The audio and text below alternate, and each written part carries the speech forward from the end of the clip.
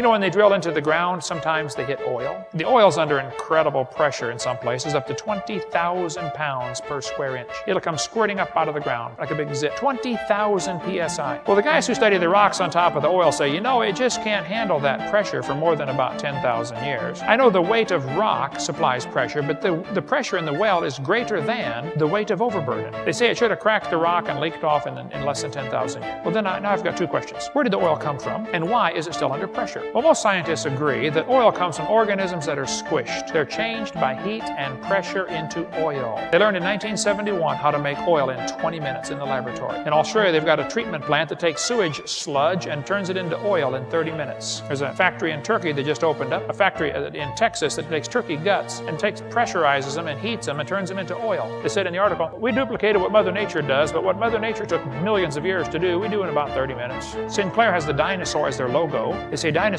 turn to oil. Yes, boys and girls, they mellowed for 80 million years. I don't think so. I have a theory about the oil. Here's my theory, okay? I believe about 6,000 years ago, God created everything. 4,400 years ago, there was a flood. In that flood, lots of critters and people drowned. They got buried by the gravel and the rocks and the mud and the sand, and it got pretty heavy after a while into oil. So the oil's down there today from the people and animals that drowned in that flood, which means if you stop and think about that, you drove over here tonight on some of your ancestors. Well, Noah's uncles anyway. Next time you're at the gas station, pumping them in there, you can say, bye, Grandpa. You should have listened to Noah. He told you it's going to rain.